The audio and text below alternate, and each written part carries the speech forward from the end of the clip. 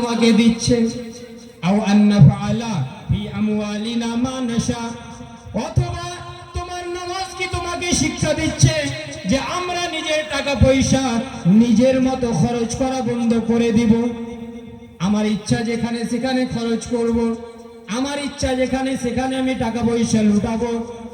তোমার নামাজ কি এই সমস্ত কাজকর্ম থেকে নিষেধ করছে, এই সমস্ত কাজকর্ম থেকে দূরে সরে থাকার আদেশ দিচ্ছে। ইন্নাকা লা আনতাল হালিমুর রশিদ, হায় হায় শুআইব, তোমাকে দেখে তো বড়ই নেককার মনে হচ্ছে, বড়ই তোমাকে দেখে নেককার মনে হচ্ছে। আপনি আমাদের সমাজে অনেককে দেখবেন যাদের মধ্যে আল্লাহ তাআলা মোহর মেরে দিয়েছে, কোরআনের বাণী যাদের হৃদয়ে ঢুকে না, শরীয়তের কথা ঢুকে না, কঠোর হয়ে গিয়েছে।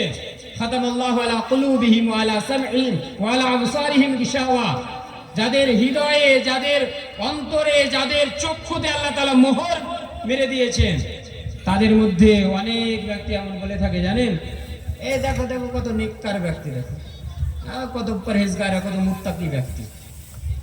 নবী সাল্লাল্লাহু আলাইহি সাল্লামকে ওইভাবে কটাক্ষ করা হতো।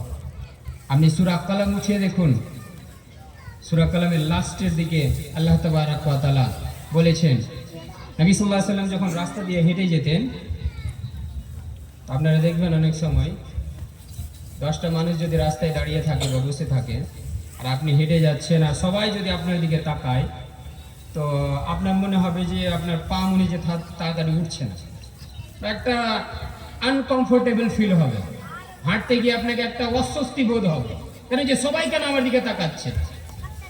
এইভাবে অনেক সময় মানুষ কি করে, কটাক্ষ করে মানুষকে, ওর দিকে তাকিয়ে আছে, রহস্য করছে, ওর মজা নিচ্ছে। নবী করিম সাল্লাল্লাহু আলাইহি সাল্লাম যখন রাস্তা দিয়ে হেঁটে যেতেন, কাফেরেরাও মজা নিত। ওয়াইয়াকাদুল লাযীনা কাফারু লা ইউযলিকুনাকা বিআবসারিহিম লাম্মা সামিউ যিকর ওয়া ইয়াকুলুনা ইন্নাহু লামাজনুন। নবী সাল্লাল্লাহু আলাইহি সাল্লাম রাস্তা দিয়ে হেঁটে যাচ্ছেন, কাফেরেরা লা ইউযলিকুনাকা বিআবসারিহিম, হে নবী সাল্লাল্লাহু আলাইহি সাল্লাম, মনে হচ্ছে যে তারা আপনাকে নিজের চোখের দ্বারা, চক্ষুর ইশারার দ্বারা আপনাকে পিছলে ফেলে দিবেন। চোখের ইশারা দ্বারা মানুষকে পিছলে ফেলা যায়, চোখের ইশারা দ্বারা আপনাকে পিছলে ফেলে দিবেন। কখন? লাম্মা সামিউ যিকরা, যখন তারা জিক্রকে শুনে, অর্থাৎ কোরআন মাজিদকে শুনে। ওয়া ইয়াকুলুনা ইন্নাহুম লামাজনুন, এবং তারা বলে সবাই এক বাক্যে, এই পাগল পাগল যাচ্ছে। দেখো নবী সাল্লাল্লাহু আলাইহি সাল্লামকে বলতে, এখানেও শুআইব আলাইহিস সালামকে বলা হলো, ইন্নাকা লা আনতাল হালিমুর রশিদ, আরে তোমাকে দেখে তো বড়ই নেককার মনে হচ্ছে, তোমাকে তো দেখে বড়ই আল্লাহ ভীরু মনে হচ্ছে, বড়ই তাকওয়া এবং পরহেজগার মনে হচ্ছে। তোমার নামাজ এই সমস্ত কাজের শিক্ষা তোমাকে দিচ্ছে। এই আয়াত থেকে কি বুঝতে পারা যাচ্ছে? কাফেরেরাও ইনডাইরেক্টলি তারা অস্বীকার করতে গিয়ে কথাটা বলল, কিন্তু এটাই সত্য যে নামাজ কি করে, মানুষকে অশ্লীল কাজকর্ম থেকে, খারাপ কথাবার্তা থেকে মানুষকে দূরে সরিয়ে রাখে। এই জন্যই আল্লাহ তাবারক ওয়া তাআলা এখানে আয়াতটা নিয়ে এসেছে যে তোমার নামাজ কি তোমাকে আদেশ দিচ্ছে যে আমরা আমাদের বাপ দাদার কাজকর্মগুলোকে ছেড়ে দিব। আমাদের মধ্যে, আমাদের সমাজে যখন বলা হয় না যে এই কাজটা ঠিক না, ওই কাজটা ঠিক না, তো আমরা কি বলি, এই তুমি 3 দিনের মৌলবি হয়ে তুমি পণ্ডিত হয়েছো না, কোথা থেকে পড়াশোনা করে এসো, আনসি পাড়া পড়ে এসা আর একদম বড় বড় ফতোয়া দিচ্ছ। আনসি পাড়া, আপনার উচ্চারণও ঠিক না, আর আপনি ফের কটাক্ষ করছেন। আনসি পাড়া কোথায় আছে? আম্মা পাড়া। তো আনসি পাড়া পড়ে এসে আর বড় মৌলবি হয়ে গেছে। শরীয়তে কোন আলিম, মৌলানা আব্দুল করিম, মৌলানা সানাউল্লাহ, মৌলানা আব্দুল আলিম, আর কেউ কোনো মূল্য নেই। আমরা সবাই যে আলিম বা যে কথা বলবে, কোরআন হাদিস থেকে যা কথা বলবে সেটারই মূল্য আছে। যখন এই কথাটা আসলে একটা আয়াত আপনাদের সামনে তুলে ধরি, সূরা বাকারা সূরা নম্বর 2 আয়াত নম্বর 170 উঠিয়ে দেখবেন। কোরআন মাজিদ, বাংলায় কোরআন মাজিদ অ্যাভেলেবেল রয়েছে, বাংলায় গিয়ে পড়বেন আয়াত নম্বর 170।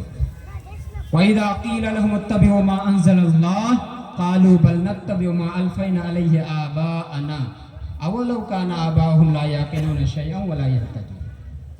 তখন কাফিরদেরকে বলা হতো, এটা কাদেরকে? কাফিরদেরকে বলা হতো যে তোমরা ওই বিষয়কে অনুসরণ করো যা আল্লাহ তাআলা আকাশ থেকে অবতীর্ণ করেছেন, অর্থাৎ কোরআন মাজিদে যা কিছু রয়েছে আকাশী পুস্তকে রয়েছে, তারা কি বলতো? বাল নাত্তাবিউ মা আলফাইনা আলাইহি আবানা, না, আমরা তো ওই পদচিহ্ন অবলম্বন করব, ওই পথ আমরা গ্রহণ করব যে পথে আমরা নিজের বাপ দাদাকে চলতে দেখেছি। আওয়ালাউ কানা আবাউহুম লা ইয়াকিলুনা শাইআন ওয়া লা ইয়াহতাদুন। আমি কোরআন মাজিদের অনুবাদ আপনাদের সামনে করছি। যদিও তার বাপ দাদা কিছুই বুঝতো না, হেদায়েত প্রাপ্ত ছিল না, তবুও বাদর তোর পাছা কেন লাল? তো বাপ দাদার চাল, তো বাপ দাদা যেভাবে চলেছে সেইভাবে চলতে। বাপ দাদা আপনার যদি কোরআন হাদিস অনুসারে চলেছে তাহলে আপনাকে অবশ্যই চলতে হবে। আর আপনার বাপ দাদা যদি ভুল করে গেছে তার জন্য আপনাকে দোয়া করতে হবে, ক্ষমা প্রার্থনা করতে হবে, এবং যেটা প্রমাণ হয়ে যাবে কোরআন হাদিস থেকে সেটাকে আমাকে আপনাকে আঁকড়ে ধরে নিতে হবে।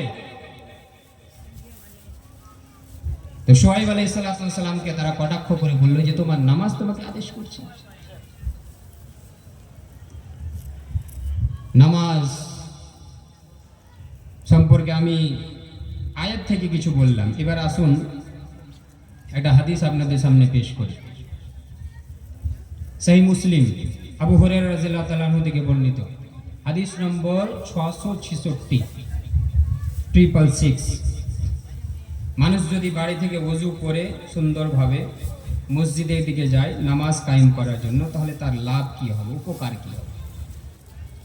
নবী সাল্লাল্লাহু আলাইহি ওয়াসাল্লাম বলেন, মান তাতাহারা ফি বাইতিহি সুম্মা মাশা ইলা বাইতিন মিন বুয়ুতিল্লাহ লিয়াকদিয়া ফরিদাতাম মিন ফরাইদিল্লাহ কানাত খাতওয়াতাহু ইহদাহুমা তাহুত্তু খাতিয়া ওয়াল উখরা তারফাউ দারাজা। নবী সাল্লাল্লাহু আলাইহি ওয়াসাল্লাম বলেন, হে সাহাবায়ে কেরাম শোনো। ডাইরেক্টলি সাহাবায়ে কেরামকে বললেন এবং ইনডাইরেক্টলি সারা বিশ্বের মানব জাতিকে নবী সাল্লাল্লাহু আলাইহি ওয়াসাল্লাম বলছেন,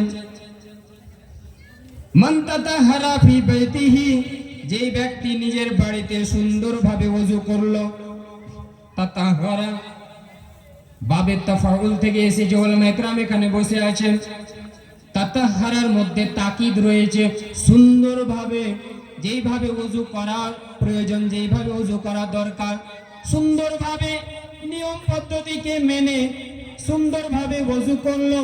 সুম্মা মাশা ইলা বাইতিন মিন বুয়ুতিল্লাহ, ওযু করার পর বাড়ি থেকে বের হয়ে মসজিদের দিকে সে ধাবিত হলো।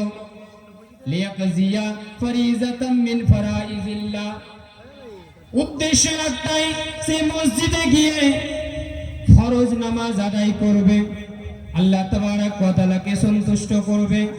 নবী সাল্লাল্লাহু আলাইহি ওয়াসাল্লাম বলেন, যেই ব্যক্তি এই কাজ করলো, কানাত খাতওয়াতাহু, তার এই যে দুই পা দিয়ে সে যে রাস্তায় চলতে লাগলো, ওযু করার পর বাড়ি থেকে বের হলো, মসজিদের দিকে সে ধাবিত হলো, দুই পা ব্যবহার করলো, একটা পা, দুটা পা, এইভাবে এক দুই পা, এই দুই পা ব্যবহার করে মসজিদের দিকে যেতে লাগলো। নবী সাল্লাল্লাহু আলাইহি ওয়াসাল্লাম বলেন, ইহদাহুমা তাহুত্তু খাতিয়া, একটা পা উঁচু করার কারণে, একটা পা ব্যবহার করার কারণে সেই ব্যক্তির একটা গুনাহকে আল্লাহ তাআলা ক্ষমা করে দেন। দ্বিতীয় পা ব্যবহার করার কারণে ওয়াল উখরা তারফাউ দারাজা, তার একটি সম্মানকে উঁচু করে দেন। দুই পা ব্যবহার করে সে মসজিদের দিকে গেল, এক পা ব্যবহার করার কারণে তার এক নেকি, এক সম্মান উঁচু করা হলো এবং একটা গুনাহ তার ক্ষমা করে দেওয়া।